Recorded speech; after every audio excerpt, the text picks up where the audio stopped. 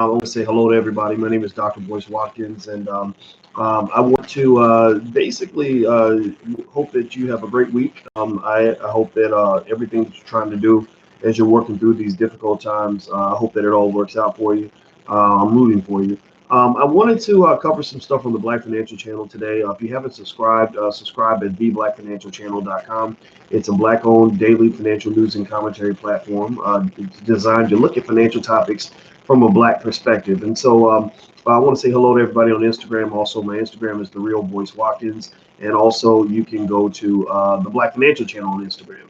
Now, somebody says, "Voice, you look tired." No, I'm actually not tired. I just woke up. Maybe I'm more sober. Maybe that's the right word. I'm just kind of chill and relaxed. I watched that Michael Jordan documentary last night, which was really interesting. The first two episodes, and I did an analysis on it actually. If you go to theblackfinancialchannel.com, you'll see where I actually broke down the analysis, basically on a couple of key interesting areas. One was where Scottie Pippen was significantly underpaid, by the Bulls for all those years. There's a lot to unpack there in terms of really kind of understanding power dynamics, economic power dynamics, and how you can sort of prepare your family, prepare your children to be power brokers and not just people that whine because the power brokers step on their head. I think that when you talk about professional sports, I'm really a big believer in understanding. How is it that Michael Jordan and Scottie Pippen were two of the best athletes on earth, right? They had to be the best athletes on the planet. They had to both have 7 inch growth spurts, which happens to maybe 1% of the population. They had to have massive growth spurts to even get a chance to play professional basketball, but yet they're being ordered around by two short, fat white guys. So how did that happen? Well, a lot of it has to do with how you play the game. A lot of us are sending our kids to basketball camp and football camp. When really, if you go back to Jerry Reinsdorf, the owner of the Bulls, if you go back to his childhood, his parents were sending him to financial camp. They weren't sending him to basketball camp and football camp and cheerleading camp and all these camps we spend money on. They were sending his children, or his parents were sending him to financial camp, teaching him how to run a business, teaching him how to become a real estate investor, which was actually his first key to wealth.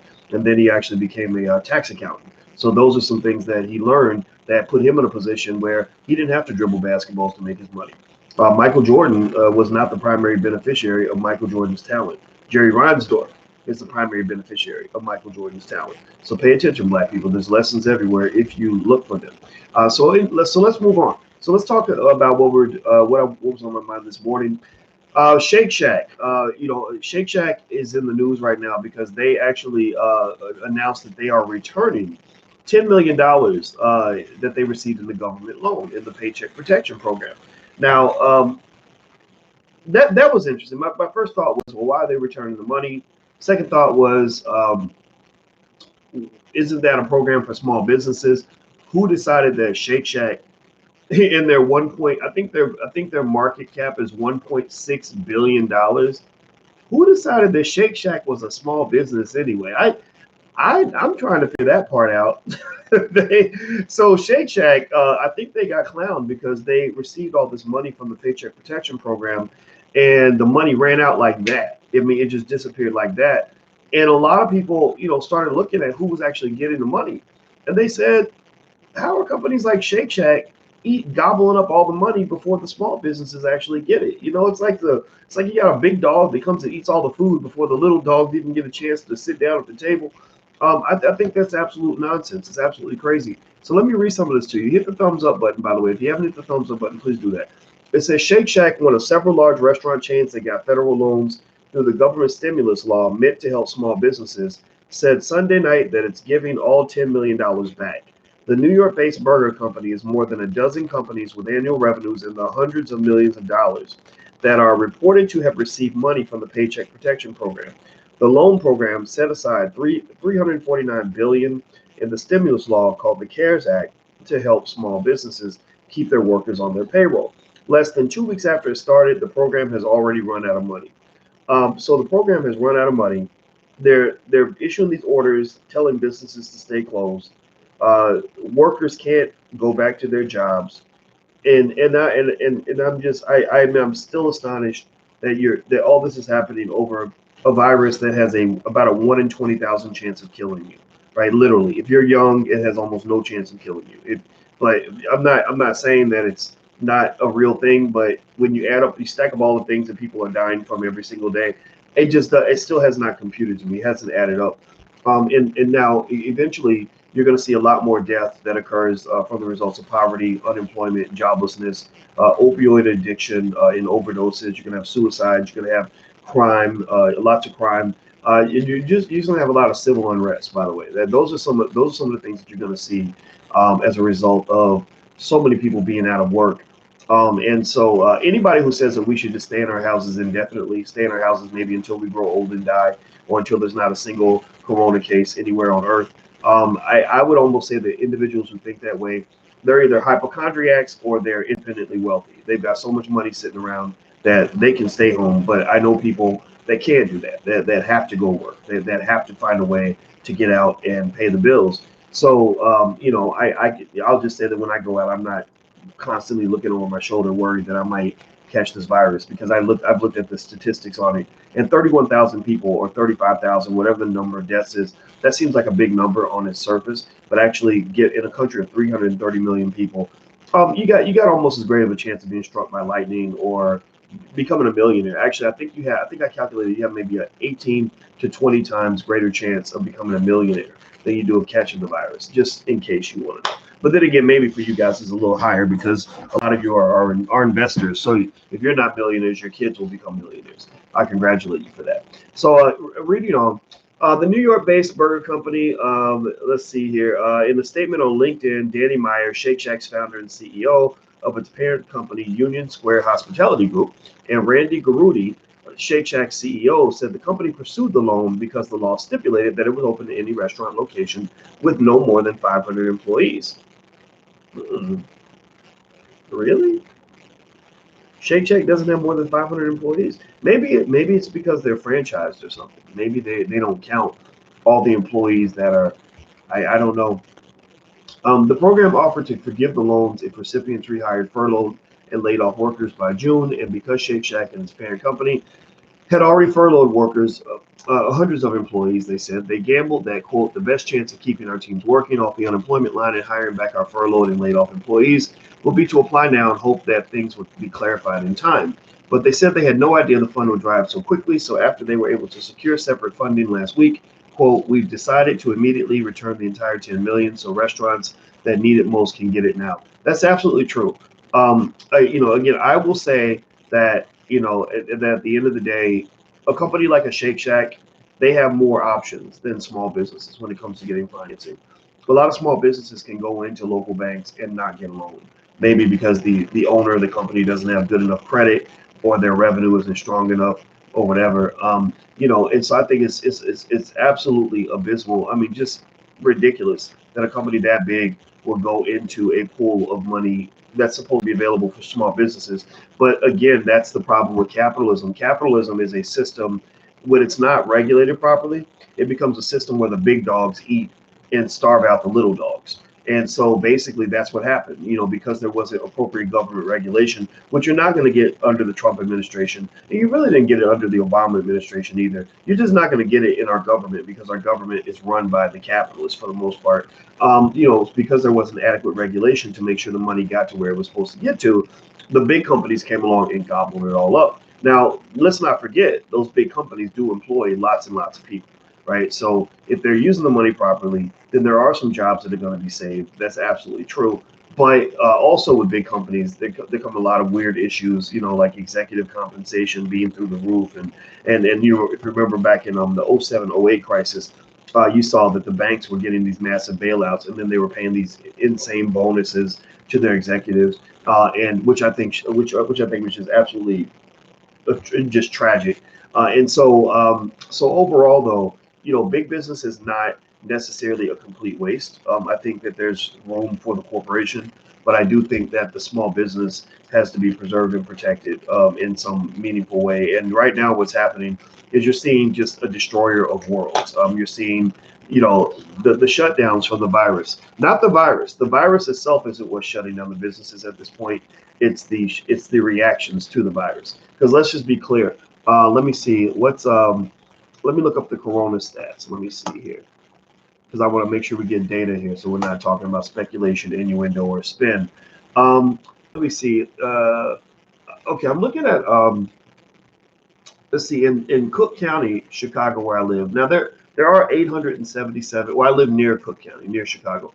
877 deaths, right? Which in 20,000 cases. So what that says to me is a couple of things. One, it says of the reported cases, you're talking about, maybe a 4% mortality rate, and that's of the reported cases. These are the cases that are severe enough that people actually go to the doctor.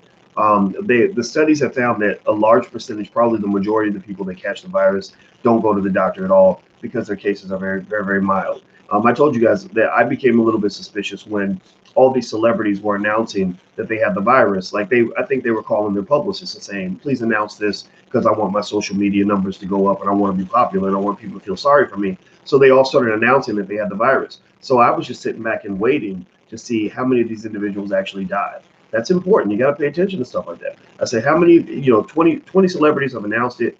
How many of them died? I can't think of a single A-list celebrity, any A-list celebrity anywhere who has died. I heard the biggest celebrity I've heard of is the mother of an NBA player named Carl Anthony Towns, who plays for the Minnesota Timberwolves. He went to the University of Kentucky, so that's why I know about him because I went to Kentucky too. And my heart goes out. I'm sorry that his mother died. But if you really just look at the data on its surface, even if it were my mother, God bless, I love my mama, but even if it were my mother who passed, I can't go out and say, well, because my mother passed, who my mother is a senior citizen, she's a diabetic, I couldn't come out and say, well, just because my mother passed, that means everybody could die, because that's just not true. My mother is not a 25-year-old healthy person. She's, in her 60s and she's got diabetes, right? So that right there, I'm gonna tell you the truth. That right there is when I said, this doesn't scare me at all. I'm waiting for them to announce that Idris Elba that we're having his funeral next month or next week or whatever. I'm waiting for them to announce that Tom Hanks, his body was just cremated because of the virus. I'm waiting for them to announce that all those old white men that hang out with Donald Trump, that one of them has dropped dead. Seriously, I was waiting for Mike Pence for them to say Mike Pence is in critical condition and Pence has just passed. If it's not even taking out the older people who are running around shaking 1,000 hands, I mean, the president is shaking a bunch of hands, including the hands of people who were infected. Remember that the Brazilian delegation came through, and there's a guy in the delegation that had it. Trump is old as hell. He's old and he's fat and he's an angry, pissed off white man. You can't tell me he ain't got a bunch of pre-existing conditions, and he's in his 70s. So if it didn't even take out him, that really made me say, this ain't gonna take this. This is not a world beater. It's not that it's not real. The flu kills people. I mean, don't forget every year. In fact, to this point, the flu has killed far more people than that virus has. The flu is the winner. If there's a contest of mortality, the flu is actually the winner. And if you go watch CNN, Fareed Zakaria, I think that's his name, did an excellent analysis where he said that when they went to the places where they really did a lot of testing, like on cruise ships or South Korea and places where they just tested everybody, he said that they found that the mortality rate might be as low as the flu. So basically, what it almost sounds like is that you shut down the whole country and unemployed, left 22 million people without their jobs because of the flu or because of a super flu. That mostly takes out 85-year-old people. I'm sorry, people. Get mad at me if you want to, but it ain't worth it. Because I'm telling you, the carnage is coming. The carnage is coming. Wait till you see what happens when you got millions of people that can't feed their kids. Give me a yes or no. Give me a yes or no. If you had a choice between watching your children starve or pulling out a gun and handling your business, would that be a hard choice for you? Would you watch your children starve, or would you go do what you had to do? How many of you would do what you had to do if it came down to feeding your children? That's real. And even in cities like New York, I'm sorry, New York has the cases, but even New York, he talked specifically about New York. He said in New York, the governor, and I believe it's political, the governor was like, oh my God, the world's coming to an end. We need 55,000 hospital beds. We don't have enough. We're gonna run out of ventilators. I don't think they ever ran out, but he's like, we're gonna run out of ventilators. We're gonna run out of beds. They found that the number of beds they actually needed was less than 1/3 of the total that they were saying that they were going to need. Did anybody see that? Go check it out. Go watch CNN. CNN is, I mean, what's happened is people have made it into a liberal conservative debate. The liberals all think, we should just stay home forever. I guess they just got money like that. I have no idea. The conservatives, have or they bought into a lot of the conspiracy theories about the vaccines and Dr. Fauci and all that. And I've heard them all. I don't get into conspiracy theories because I need more evidence and data. But I don't. It's not that I don't believe they can't happen. It's just I need more data. So both sides are right. The liberals are right. If we stay in our houses until we grow old and die, if we stay in our house for the rest of our lives, then we will be completely safe. But the problem with that argument is now you're saying, well, why would you ever get in a car? Because people die in car crashes all the time. Or why don't we ban anything that has ever killed anybody at any point in history? Anything, in fact, let's do it right. Corona's killed in the U.S. Let me see here. Let me see. What's the total U.S. corona deaths? Let me see. Total U.S. corona deaths. Okay. Total U.S. corona deaths. I like to look at data. I don't like to hear politics. Okay, 40,000 deaths. Okay, all right. So how about this? Any virus, any activity, anything that has ever killed more than 40,000 people, we're going to ban it right now. We're going to ban it right now. So let me see here.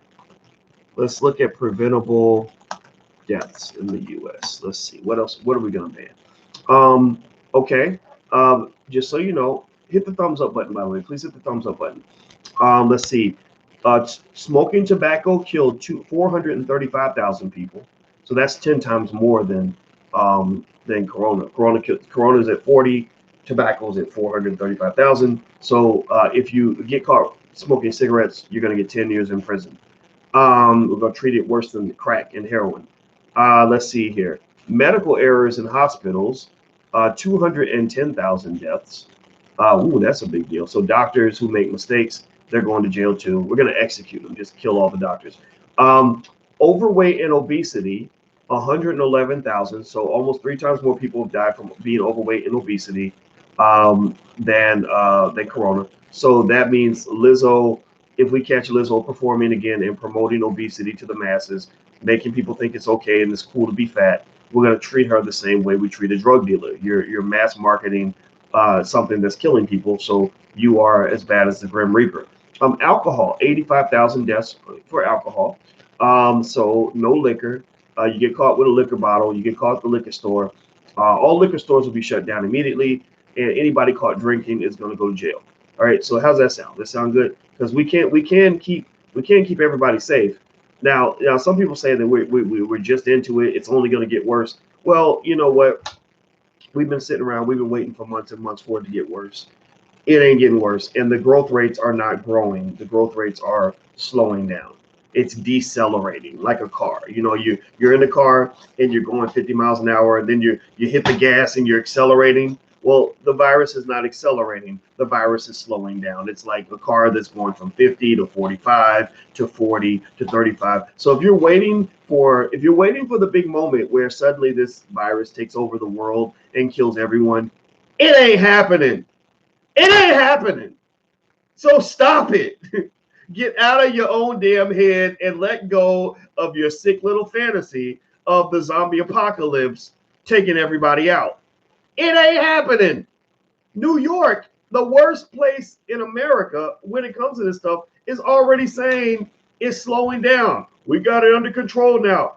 The social distancing is working. That's what they're all going to say now. They're all going to say, "Oh my God, thank God we took everybody's job and forced everybody to stay in their houses because the social distancing made everybody safe." And so we know you're starving to death. We know that you can't feed your kids. We know you're about to get evicted, but Lord knows it was all worth it. Anybody who really thinks that everybody's supposed to just stay in their house over a virus, even at its worst, that's really primarily affecting 85-year-olds, is out of their damn mind. You clearly don't know what it's like to be hungry. You clearly don't know what it's like to be broke. You clearly don't know the effects of extreme financial anxiety and depression that comes when people can't pay the bills. Like, you've never gone through that. I mean, I have a friend who's a multimillionaire who's a very strong liberal, and he was basically saying Trump wants to kill everybody, and anybody who wants to open the businesses, you want everybody to die.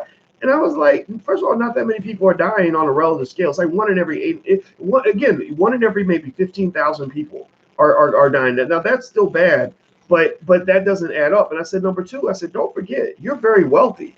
You've got millions of dollars in the bank. So you can afford to stay home for the rest of your life. And I think that if that's something that you want to do, then you should do that. But I know people who can't do that. I know people who have to get up and work in order to pay the bills. So nobody's saying that we should want people to get sick or that we should want things to happen. But there's a point where I know for myself, if I've got a choice between watching my children starve to death or going out of the house and maybe having a 1 in 50 or 1 in 100 chance that something bad might happen to me, I'm going to take my chances. I would be willing to take my chances for that. That's why people go. That's why people join the military, right? You have a greater chance of being killed if you're in the military than you do from this virus. So a lot of people join the military because the only other alternative might be starving to death. So I would say have some compassion for those people. Have some compassion for the people that that aren't necessarily doing this because they're money hungry.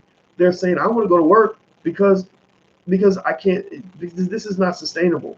This is not sustainable. So anyway, that's my spiel. I'm gonna stop talking about, because every time I start talking about it, I get pumped. You don't know how I get. I get into this. I just really think that there has to be a pathway to reopening the economy.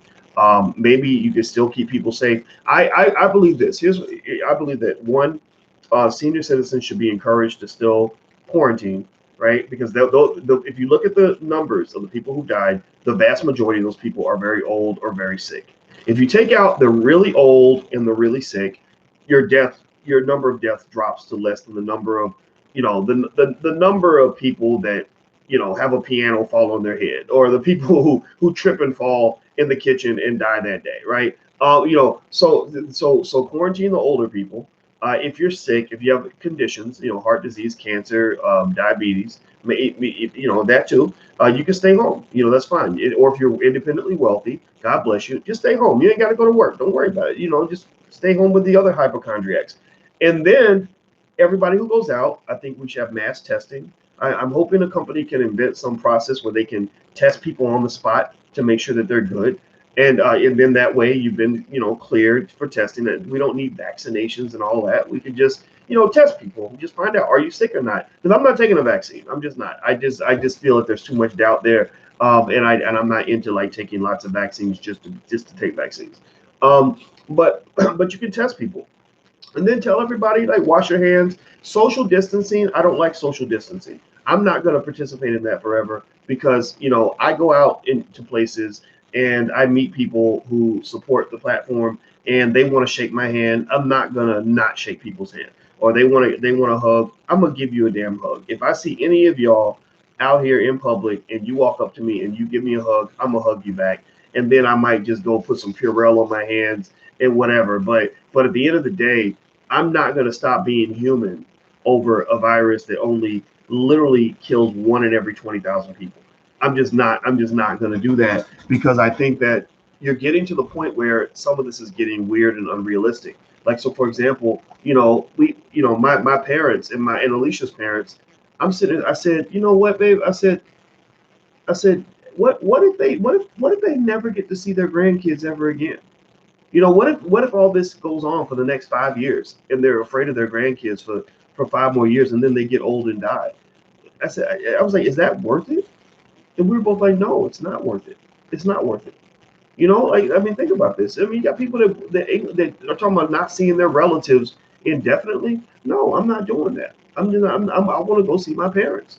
And if we got to fight through a virus, then so be it. Most people don't die when they get the virus. Did y'all know that? Did y'all know that the majority of people, that if you're under the age of 50 and you catch it, which is very hard to catch, you have to be 1 in like 800 people, which is almost like the odds of catching the virus are about as high as the odds of making it to the NBA or the NFL, and we know how low that is, right? So if you are 1 in 800 and you catch the virus, did you know that you still are probably not going to die?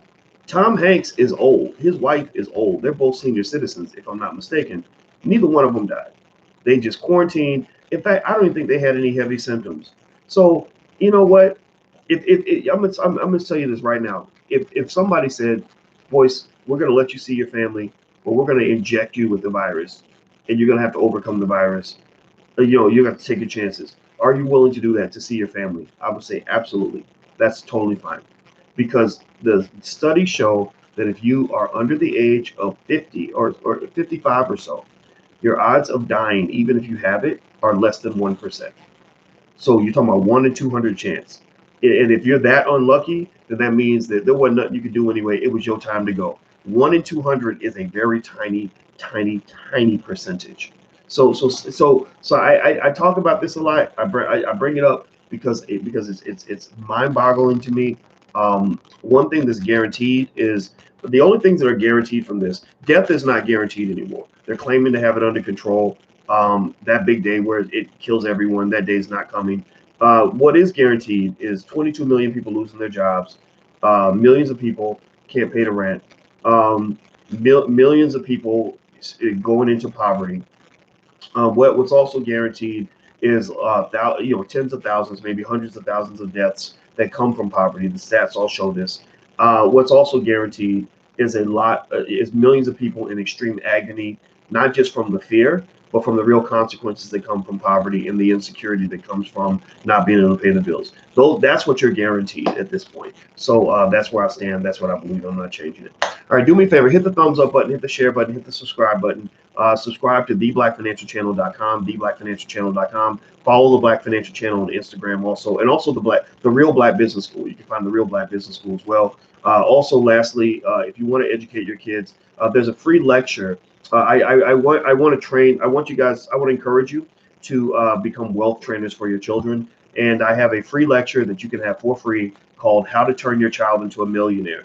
So a lot of you are homeschooling your kids. I have a very basic 3-step formula for turning your child into a millionaire. The lecture is free. Go to wealthyblackkids.com. That's wealthyblackkids.com. So go take a look. You're going to love it. It's my KID model for turning your child into a millionaire. I'm a financial scientist. I know that this works. So go do it and make your kids successful long term. All right, guys, I'm out of here. Have a great day. And thank you for listening. And I will see you soon. Bye-bye. Peace.